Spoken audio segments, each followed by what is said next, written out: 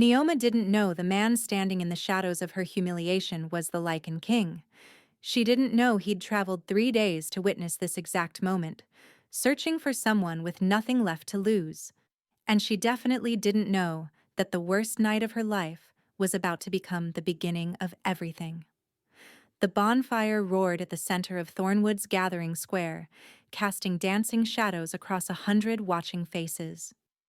Neoma stood before them all, wearing the ceremonial white dress she'd sewn by hand, silver threads catching firelight like scattered stars. Tonight was supposed to be her claiming ceremony. Tonight, Varen would announce her as his chosen mate, his future Luna. They'd been promised to each other since childhood. Everyone knew it. Everyone expected it. So when Varen stepped onto the raised platform, his dark hair gleaming and his jaw set with determination, Neoma's heart swelled with anticipation. Then she saw who walked beside him, Lysara Ashford, daughter of the Western Ridge Alpha. Draped in silk that cost more than Neoma's family earned in a year, with rubies glittering at her throat and a smile like a cat who'd caught something helpless. The crowd murmured.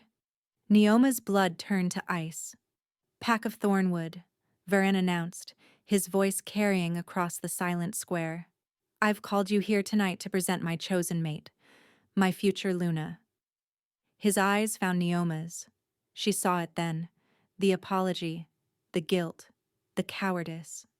He looked away. "Lysara Ashford has accepted my claim." The world tilted. Neoma heard gasps, whispers, someone laughing. Her mother's choked sob somewhere behind her.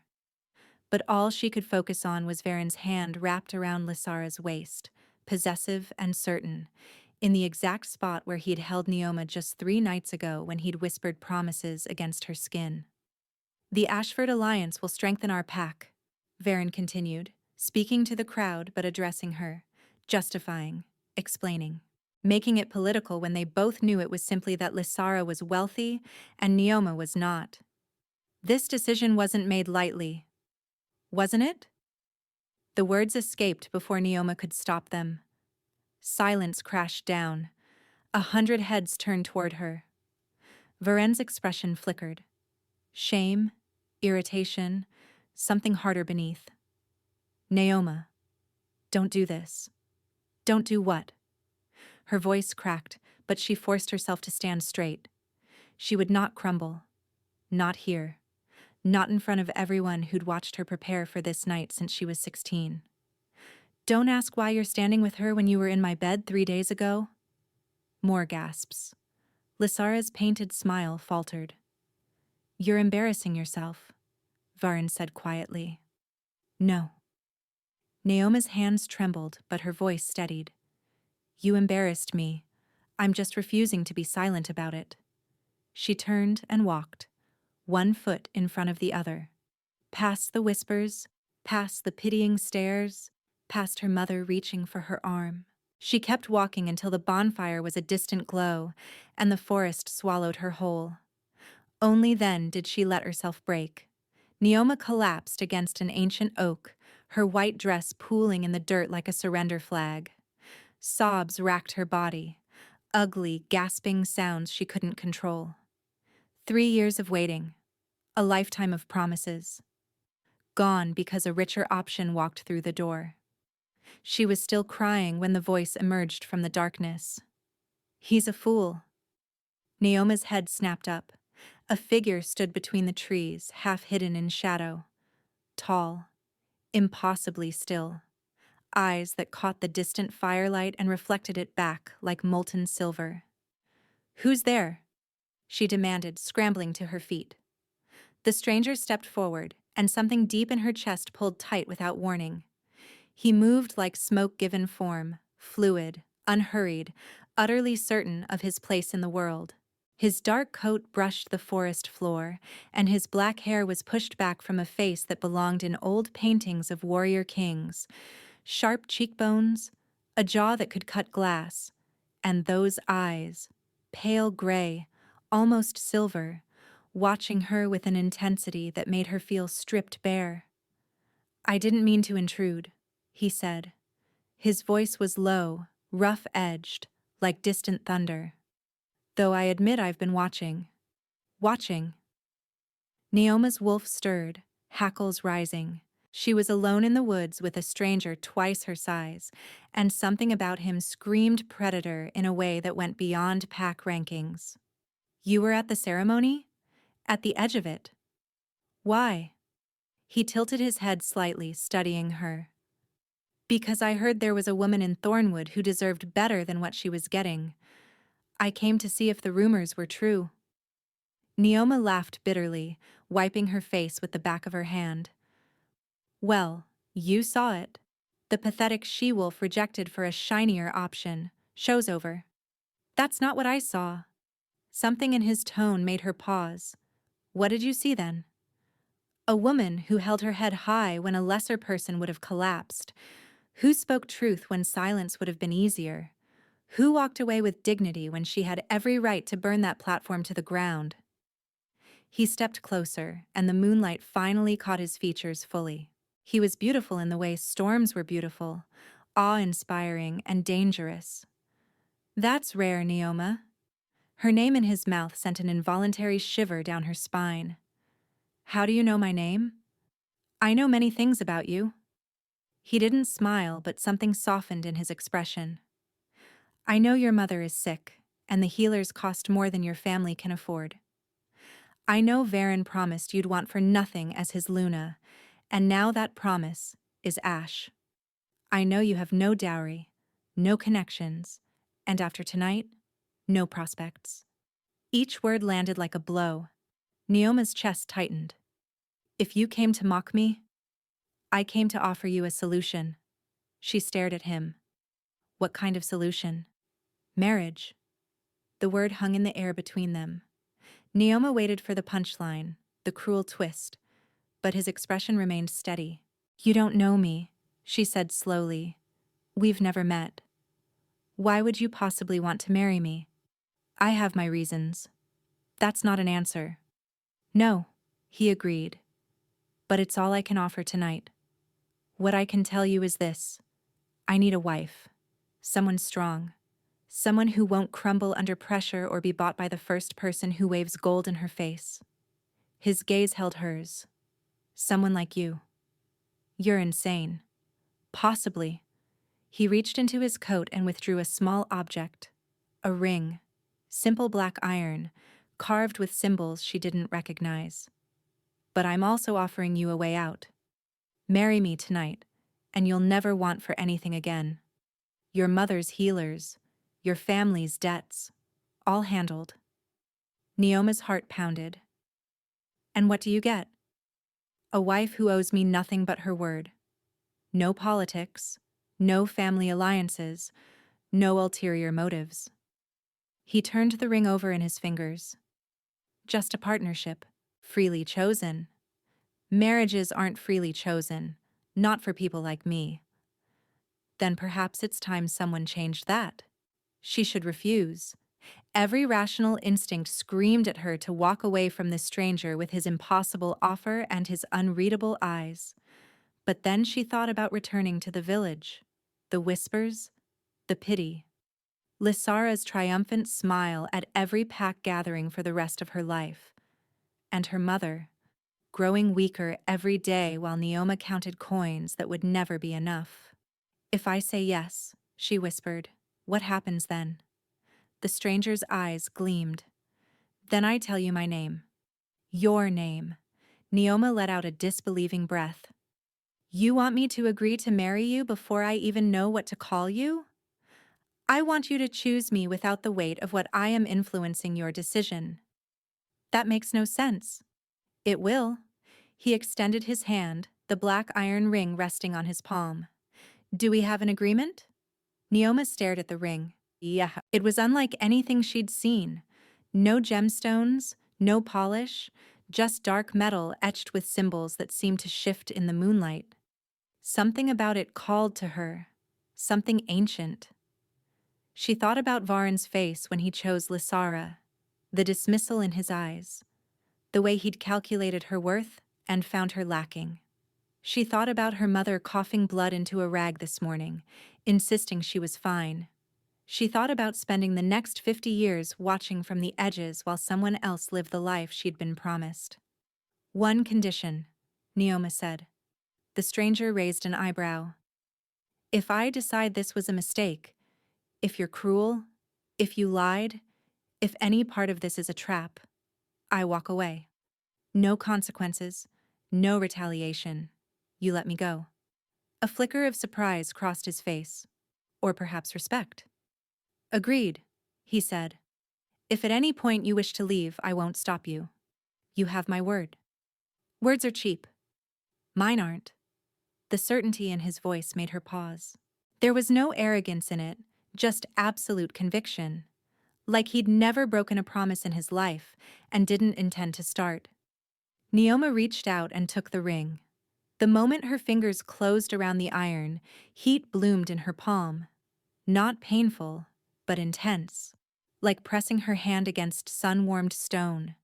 The symbols on the ring flared with pale light. What? She gasped. The ring seals the vow.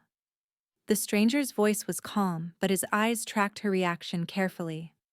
It's binding. Unbreakable by any force except mutual release. You could have mentioned that before I grabbed it. Would you have grabbed it if I had? Neoma glared at him, but the warmth was already fading, settling into something that pulsed gently against her skin like a second heartbeat. She slid the ring onto her finger.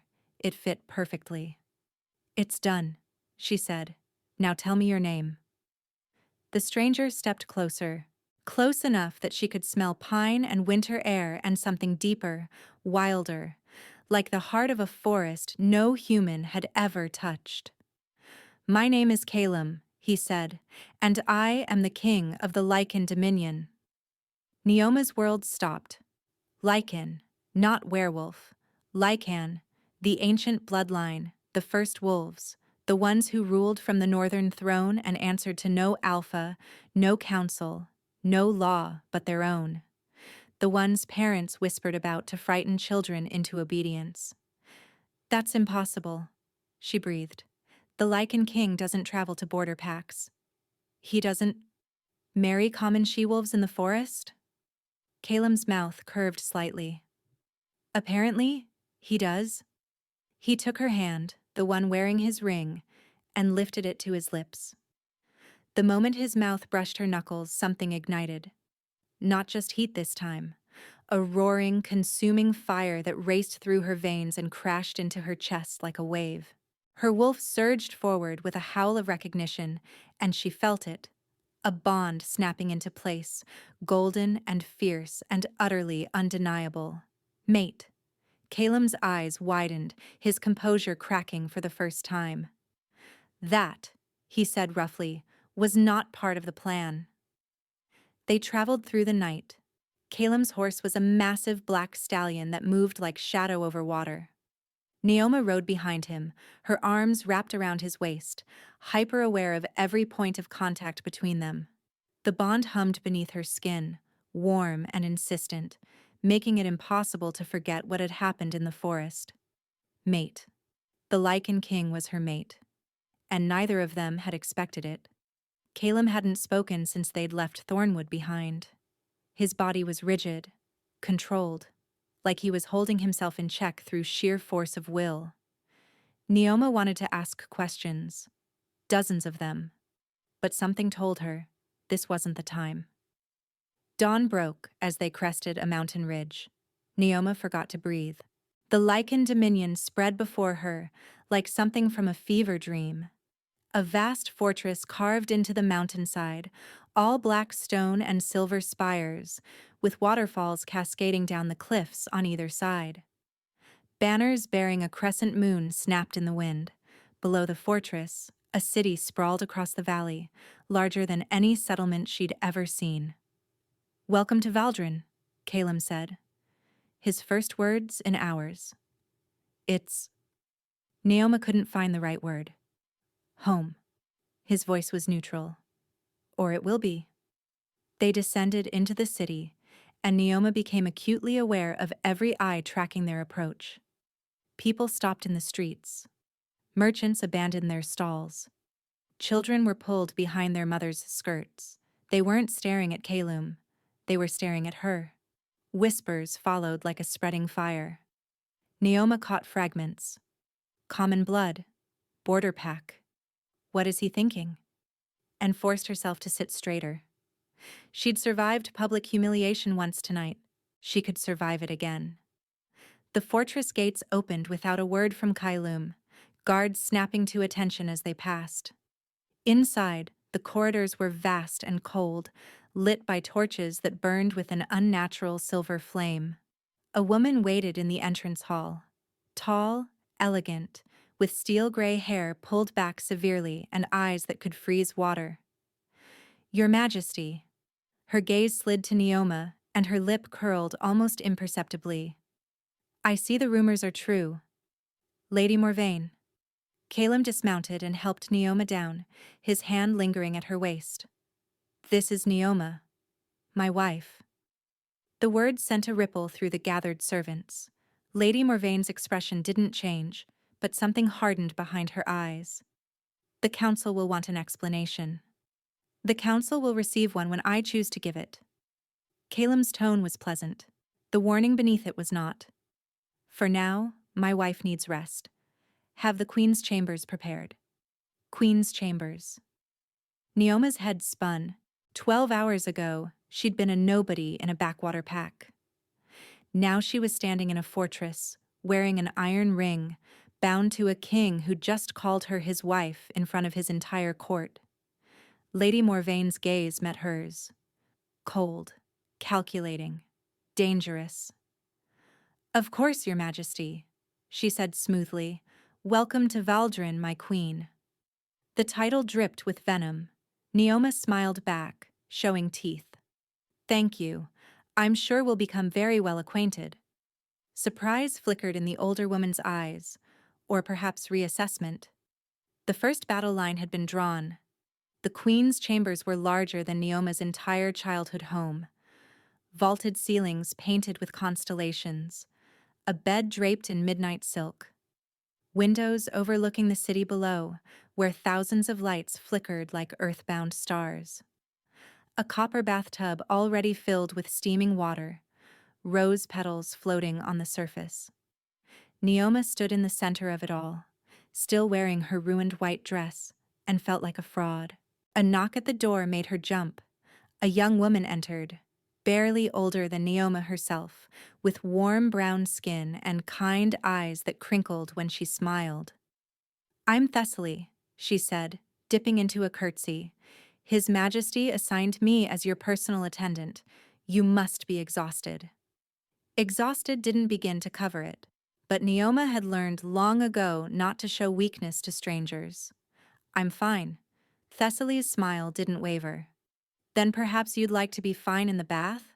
The water's still warm, and I've laid out fresh clothes."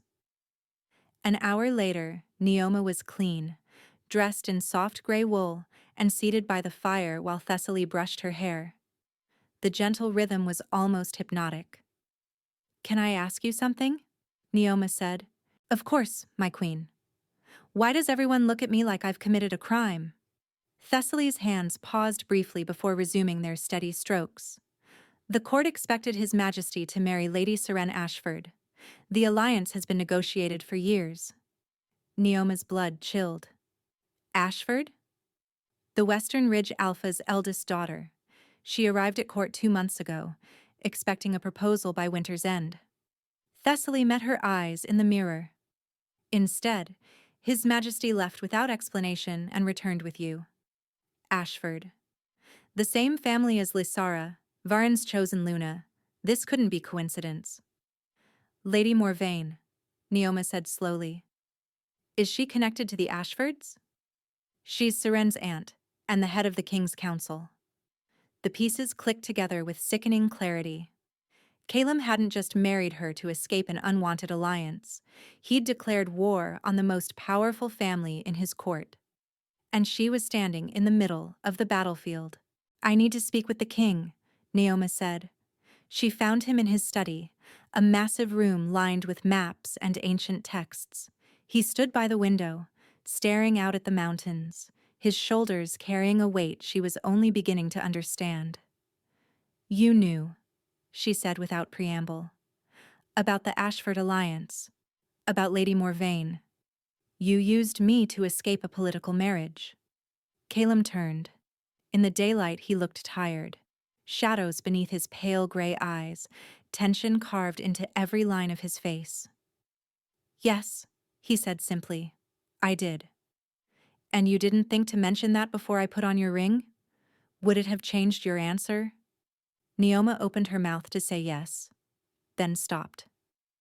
Would it have? She'd been desperate, humiliated, watching her future crumble. Would knowing she was a political pawn have mattered when the alternative was returning to Thornwood in shame? "I deserve the truth," she said instead. "All of it."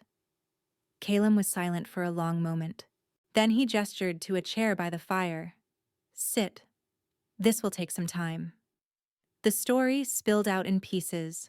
The Ashford family's growing influence, Lady Morvane's stranglehold on the council, the pressure to marry Seren, a woman Calum had met twice and despised instantly, and beneath it all, whispers of something darker.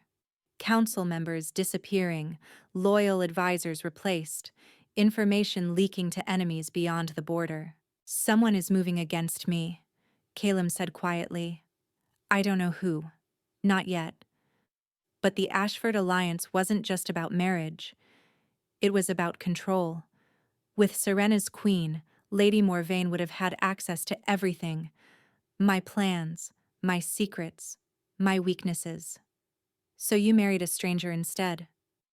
"I married someone with no ties to any faction. Someone who couldn't be bought or manipulated." His eyes found hers. "Someone I could trust." "You don't know me." "I know enough." He leaned forward. "I know you could have groveled at Varen's feet and begged him to reconsider. Instead, you walked away with your head high. I know you could have refused my offer and faced whatever came. Instead, you took a risk on an unknown future." His voice softened. "That tells me more than years of courtship ever could." That invisible thread between them tightened, warm and steady. Neoma felt it reaching for him, wanting to close the distance, to touch and be touched. She stayed in her chair. "Lady Morvane will come after me," she said. "Yes." "And you'll protect me?" Something fierce flickered across his face. "With everything I have." "Why?" The question slipped out before she could stop it. "The bond was an accident. You didn't plan for a mate. Why does it matter if I survive your court politics?" Calum stood, crossing to her chair. He knelt before her, bringing them eye to eye, and the vulnerability in his face stole her breath. "Because accident or not," he said roughly, "you're mine now, and I protect what's mine." The words should have felt possessive. Instead, they wrapped around her like armor. Before Neoma could respond, the door burst open. Thessaly stood in the doorway, face pale with terror. "Your Majesty, there's been an attack. Lord Vashon is dead, and they're saying the Queen did it." The throne room was a sea of hostile faces. Neoma stood before the assembled council, still wearing the simple gray dress, her hair still damp from the bath. Around her, nobles whispered behind gloved hands. Lady Morvane sat at the head of the council table, her expression carved from marble. Lord Vashon, a minor noble Neoma had never even met, lay dead in the eastern corridor. Poisoned, they said. And a witness had seen a woman in gray fleeing the scene. "This is absurd," Calum growled. He stood beside Neoma, close enough that their shoulders nearly touched. "My wife has been in her chambers all morning, Thessaly can confirm. A servant's word against a nobleman's murder?" Lady Morvane's voice was ice. "Forgive me, Your Majesty, but the council requires more substantial evidence." "What evidence? A woman in gray?" Neoma stepped forward, and the whispers died. "Half the servants in this fortress wear gray. You have no weapon, no motive, and no proof of anything except that someone wants me gone." "Bold words," Lady Morvain said, "from a woman who appeared out of nowhere and married our king within hours. Bold accusations from a woman whose niece was supposed to be wearing this ring." The silence that followed was deafening. Lady Morvain's composure cracked, just a flash of fury before she smoothed it away. But Neoma had seen it. So had Calum. "Enough!" The king's voice cut through the tension like a blade. "My wife is not a murderer. This investigation will be conducted properly, and until then, no one—" His gaze swept the council. "Will speak another word against the queen." The council dispersed in sullen silence, but Neoma caught the looks they exchanged, the subtle nods and knowing glances. This wasn't over. It was barely beginning. That evening, Calum found her on the balcony outside her chambers. Neoma stood at the railing, watching the sun sink behind the mountains, painting the sky in shades of blood and gold. She didn't turn when he approached, but the bond told her exactly where he was, 3 feet behind her, close enough to touch, holding himself back. "You handled the council well," he said. "I've had practice with hostile crowds." "Thornwood? Life." She finally turned. He'd changed from his formal clothes into something simpler. Dark trousers, a loose linen shirt that exposed the hollow of his throat. He looked almost approachable, almost human. "I'm sorry," Calum said, "for dragging you into this. I thought I could keep you separate from the politics, at least for a while. I was wrong. Would you do it differently, if you could go back?" He considered the question seriously. "No, but I would have warned you better." "Would I have believed you?" "Probably not." A ghost of a smile crossed his face.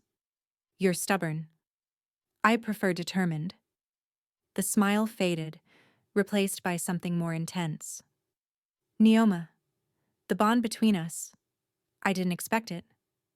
I want you to know that whatever happens, I won't use it to trap you. If you want to leave, if this becomes too much, I'll find a way to release you from the marriage. Politics be damned." She studied him. This impossible man who'd offered her freedom twice now when he had every reason to hold tight, who knelt before her in his own study and called her his, who stood between her and an entire court of enemies without hesitation. "What if I don't want to leave?" she whispered. Calum went very still. "Then I would be grateful." "Just grateful?" His control slipped.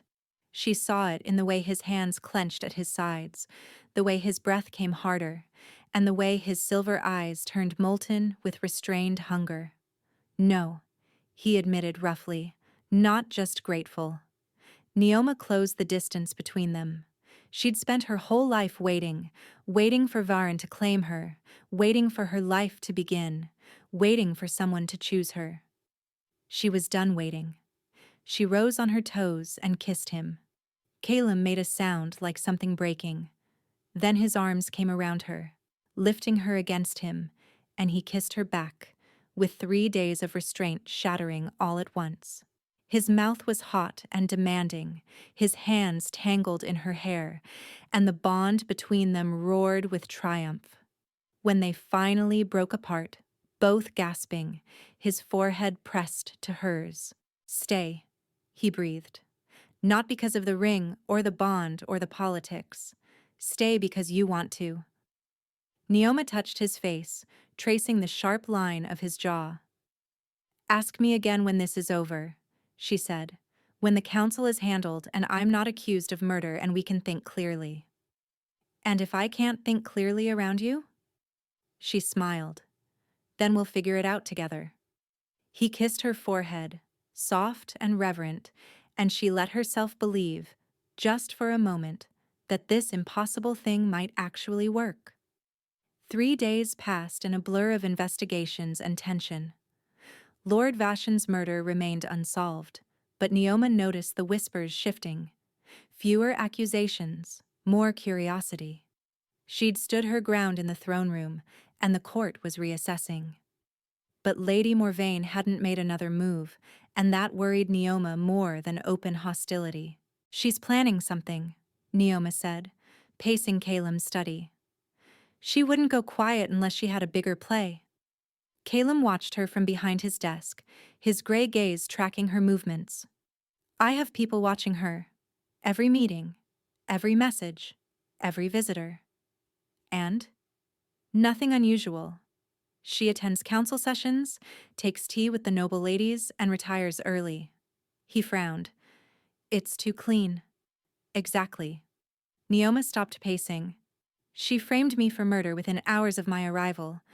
That's not the work of someone who waits patiently." A knock interrupted them. Thessaly entered, her face troubled. "Forgive the intrusion, your majesties, but I found something." She placed a folded parchment on the desk. "Hidden in the servants' quarters. The messenger who delivered it was paid to burn it after reading, but he got drunk and forgot." Caelim unfolded the letter. The seal was unmarked, but the handwriting matched correspondence he'd seen from Morvain's private secretary. As he read, his expression hardened to stone. "What is it?" Neoma asked. He handed it to her wordlessly. The message was brief, written in coded phrases that took her a moment to decipher. But the meaning was clear enough. The wolf must fall at the winter summit. Ensure the border packs are positioned. Once the throne is empty, our candidate ascends. "The winter summit," Neoma breathed. "That's in 4 days. Every alpha in the realm will be there, including me." Caelim's voice was deadly calm. "They're planning to assassinate me in front of the entire wolf nation. And blame it on the border packs." Neoma's mind raced. Civil war. The Dominion tears itself apart while Lady Morvain installs whoever she wants on the throne.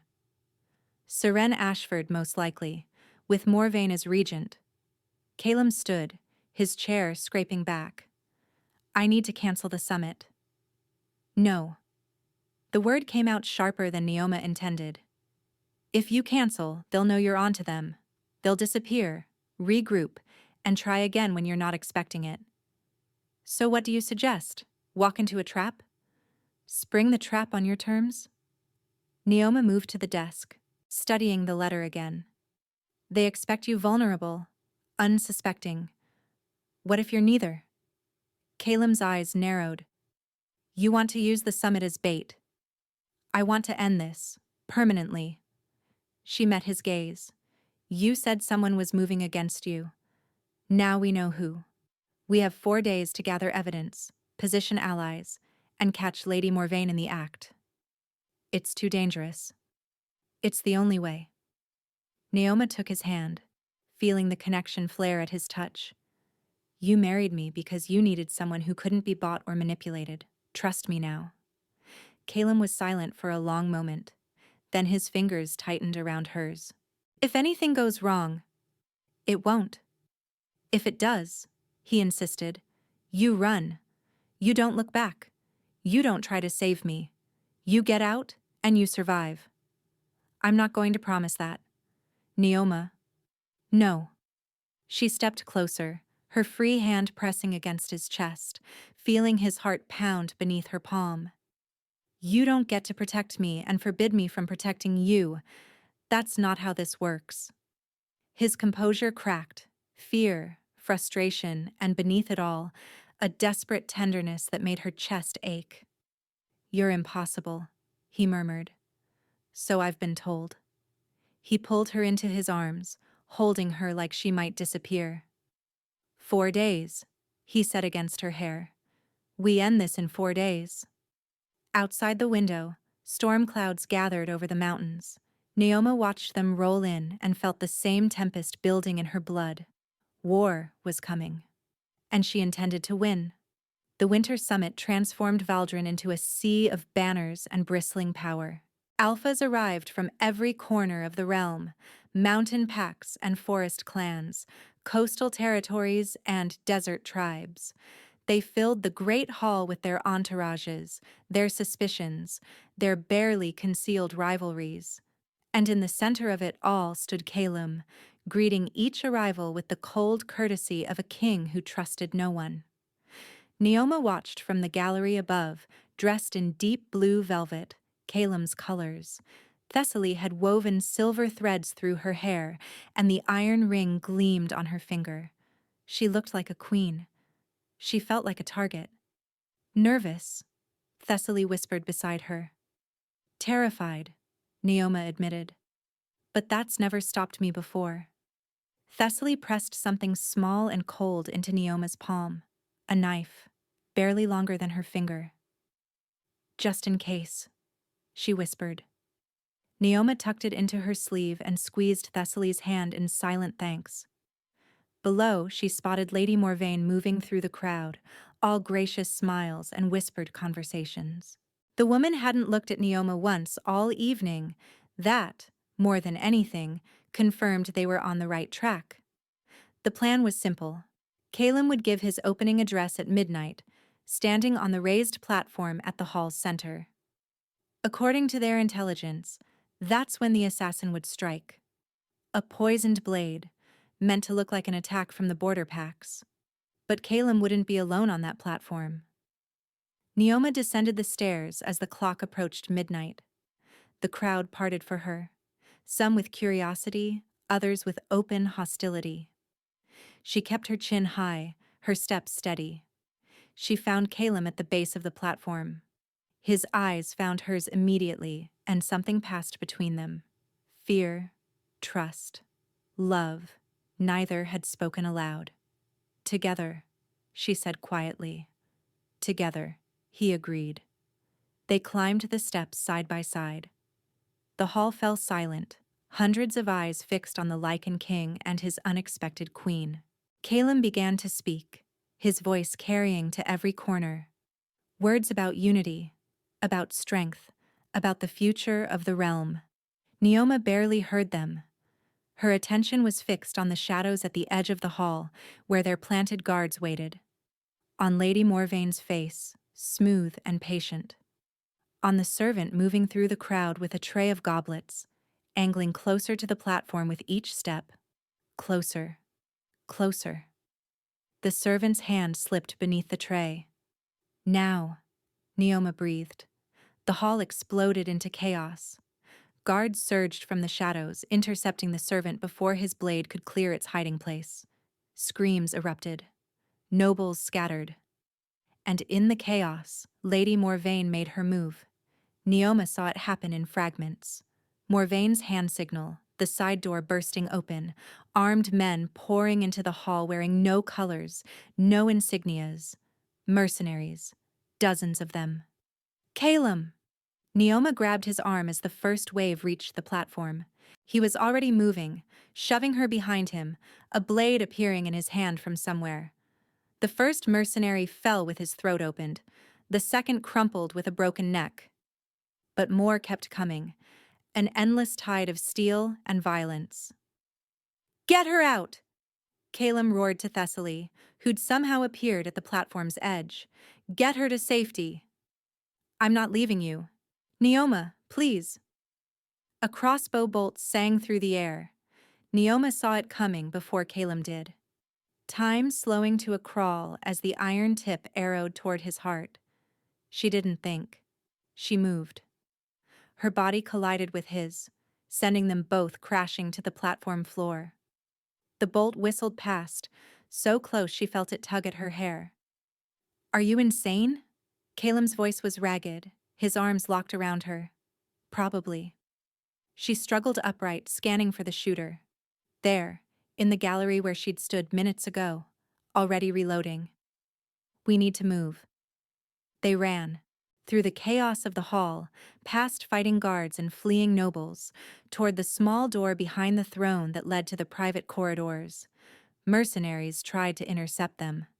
Caelim cut through them like wind through wheat, his movements brutal and efficient. But there were too many.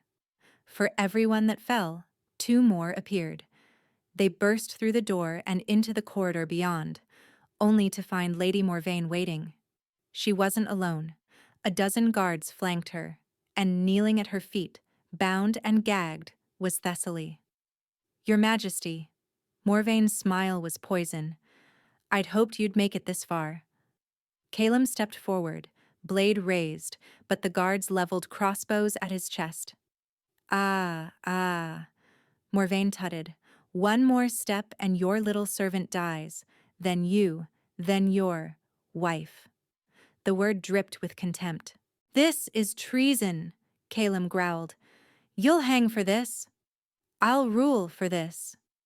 Morvain's composure cracked, revealing the ambition beneath. 40 years I've served this throne, watched your father squander opportunities, watched you reject perfectly good alliances for sentiment. No more. She gestured, and 2 guards seized Neoma's arms. The border packs will be blamed for tonight. You'll both die martyrs. And when the realm cries out for leadership, my niece will answer. Seren doesn't have the strength to hold the throne. Seren doesn't need strength. She has me. Neoma's mind raced. The guards holding her were focused on Calum, on the threat he posed. They'd dismissed her as helpless. A common wolf, a nobody. Their mistake. She let her body go limp, sagging in their grip. The guards adjusted their hold, leaning in to support her weight. Neoma moved.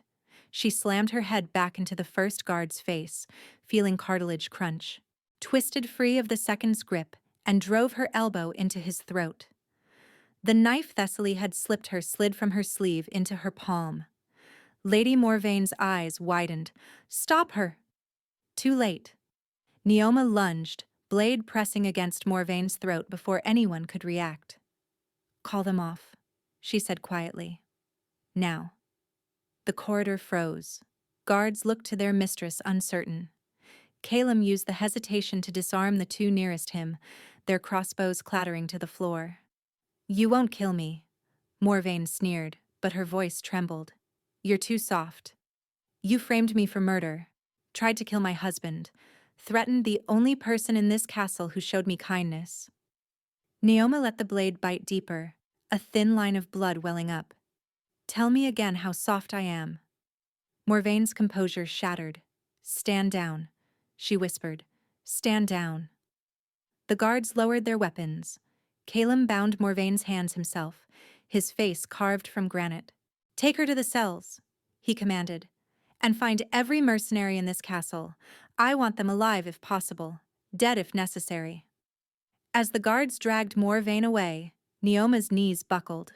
The knife slipped from her fingers, clattering against the stone floor. Calum caught her before she fell. You saved my life, he said, wonder in his voice. You would have done the same. That's not... He stopped, seeming to struggle for words. You could have run. When the fighting started, when Morvain had us cornered, you could have saved yourself. No. Neoma touched his face, smearing blood she hadn't realized was there. I couldn't have. Understanding dawned in his storm-colored gaze. The bond between them sang with certainty, and she knew he felt it too. The absolute knowledge that walking away had never truly been an option, for either of them. Neoma, he breathed. She kissed him before he could say more, tasting blood and ash and desperate relief. His arms crushed her against him, and she let herself fall into the embrace of a man she'd married as a stranger and chosen as a mate. Around them, the chaos slowly settled into order. Guards secured the hall, healers tended the wounded, and somewhere in the dungeons below, Lady Morvain awaited justice. But in that moment, none of it mattered. Only this. Only them. Only the impossible miracle of finding home in each other's arms. The aftermath took 3 days to sort through. Lady Morvain confessed under interrogation, implicating a network of conspirators that stretched across half the noble houses. Lord Vashen's true killer, one of Morvain's hired blades, admitted to the framing under questioning. Seren Ashford, confronted with evidence of her aunt's treason, collapsed into hysterical denials before being escorted back to Western Ridge in disgrace. Most delegations departed within days, their oaths renewed and their suspicions laid to rest. The border packs, cleared of any involvement, reaffirmed their loyalty with fervent gratitude, and Neoma found herself standing before the full court as Calum addressed the realm. "This woman," he said, his voice carrying to every corner of the throne room, "saved my life, saved this kingdom. She came to us with nothing but her courage, and she gave us everything." The court that had whispered common blood now looked at her with something approaching awe. But the moment that mattered most came later that evening, when an unexpected delegation arrived at the gates. Neoma recognized the banner before she saw the faces. Thornwood, her former pack, and leading them, looking 10 years older than he had 2 weeks ago, was Varen. Calum moved to intercept, but Neoma touched his arm. "Let me," she said quietly. She met Varen in the entrance hall, acutely aware of the guards at her back, the crown's weight she now carried. "Neoma!"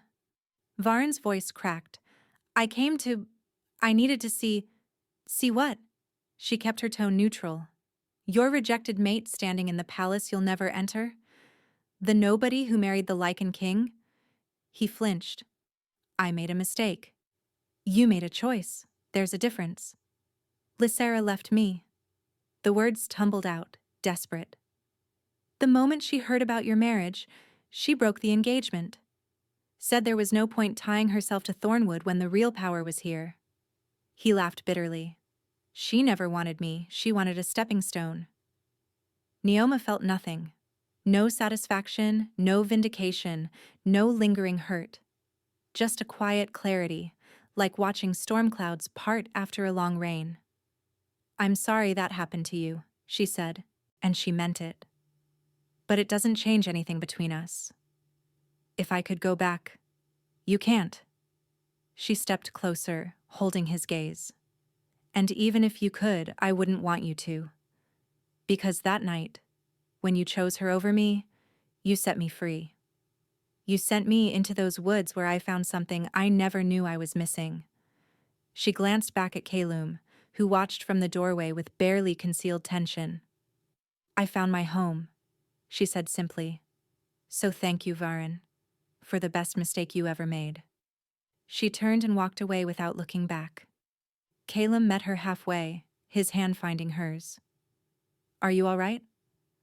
"Better than all right." She squeezed his fingers. "I received word this morning. My mother's fever broke. The healers you sent arrived in time." Her voice softened. "I'm exactly where I'm supposed to be." They walked together through the torch-lit corridors, and Neoma realized she wasn't pretending anymore. Wasn't playing the part of queen, of mate, of someone who belonged. She simply did. "The council meets tomorrow," Calum said. "There's still work to be done. Rebuilding trust, reforming the guard, preparing for the spring. I know. It won't be easy. Nothing worth having ever is." He stopped walking, turning to face her. "Stay," he said. "Not because of the bond or the ring or duty. Stay because you want to." Neoma smiled. "I thought you'd never ask." Spring came to Valdron like a held breath finally released. Snow melted from the mountain peaks, flowers erupted in the castle gardens, and for the first time in decades the realm breathed easy. Lady Morvaine's trial had concluded with a sentence of exile, stripped of titles, lands, and power, sent to live out her days in a remote monastery where her ambitions could harm no one. Some had called for execution. Calum had chosen mercy. "Dead martyrs are dangerous," he'd told Neoma. "Living failures are just pitiful." 3 months of peace had settled over the Dominion. 3 months of council meetings and diplomatic visits and quiet evenings by the fire. 3 months of learning each other, his habit of reading late into the night, her tendency to steal his shirts because they smelled like him. 3 months of falling deeper with every passing day. Neoma found him on the battlements, their spot now, watching the sunset paint the mountains gold. "Thessaly told me you've been up here for hours," she said, joining him at the wall. "Thinking." "About?" He turned to look at her, and her heart stuttered. Even now, even after everything, the intensity in his silver eyes made her feel like the only person in the world. "About the night I found you in those woods," he said, "crying in a ruined dress, looking like you wanted to burn the world down. I was a mess. You were magnificent." He took her hands. "I told myself I needed a political solution, a wife with no connections, no complications. I told myself the bond was an accident, something to manage. And now? Now I know I was lying to myself from the moment I saw you." His voice roughened. "I love you, Neoma. Not because of the bond or fate or whatever cosmic force threw us together. I love you because you're brave and fierce and magnificently stubborn. Because you saved my life and never once let me thank you properly. Because every morning I wake up terrified you'll realize you deserve better, and every night I go to sleep grateful you haven't figured it out yet." Tears blurred her vision. "Calum, let me finish." He squeezed her hands. "I know I'm not easy. I know this life isn't what you planned. But if you'll let me, I want to spend the rest of my days proving I'm worthy of you." He reached into his pocket and withdrew a ring, not the iron band she already wore, but something new. Delicate silver twisted around a deep blue stone that caught the dying light like captured starfire. "Marry me again," he said. "Not as strangers this time, not as a political arrangement or a desperate escape. Marry me because you love me too." Neoma laughed through her tears. "You're asking me to marry you when we're already married? I'm asking you to choose me, the way I choose you, every day, for the rest of our lives." She pulled him down and kissed him, pouring everything she felt into it. The love she'd been afraid to name, the future she'd been afraid to want, the absolute certainty that this man was her home. "Yes," she whispered against his lips. 1,000 times. "Yes." The ceremony was held under the full moon, not in the throne room with its politics and pretensions, but in the castle gardens where spring flowers bloomed in riotous color. Thessaly stood beside Neoma, beaming. Calum's most trusted guards formed an honor circle, their faces soft with rare smiles. And above them, the moon hung heavy and bright, blessing their union with silver light. Neoma wore deep blue silk that made her eyes luminous, a striking contrast to Calum's silver gaze. The iron ring still circled her finger, joined now by the silver band with its captured star. When they spoke their vows, they wrote them themselves. "I came to you with nothing," Neoma said, her voice steady. "Broken and betrayed, with no reason to believe in promises. You gave me freedom when you could have demanded loyalty. You gave me choice when you could have claimed ownership. You taught me that strength isn't about never falling. It's about who reaches for you when you do." Calum's eyes glistened. "I came to you looking for a solution," he answered. "I found something I didn't know I'd lost. You stood in my court and faced down enemies without flinching. You stood between me and death without hesitation. You showed me that a kingdom means nothing without someone to share it with."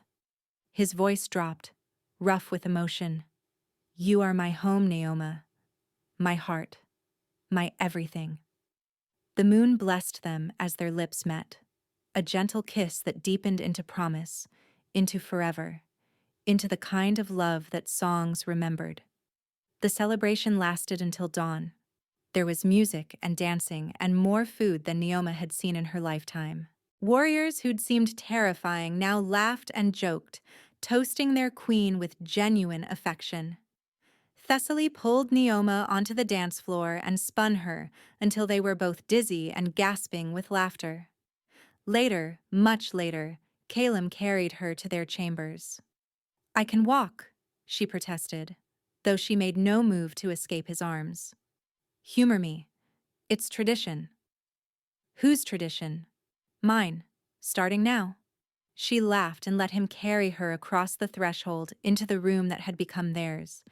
into the life she'd built from ashes and stubbornness and one impossible night.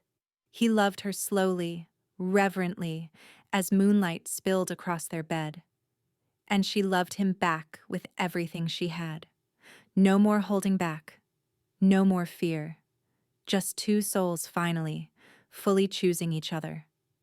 Afterward, tangled together in silver sheets, Neoma traced the lines of his face. "Tell me something," she murmured. "Something I don't know." Caleb smiled, that rare, unguarded smile she'd learned to treasure. "That night in the woods, when I first saw you crying in that dress, I almost walked away, told myself you were too broken, too complicated, too much. What changed your mind? You looked up. And even through the tears, even through the pain, there was fire in your eyes." He kissed her softly. "I knew right then that you weren't broken at all. You were just waiting to burn." Neoma smiled against his mouth.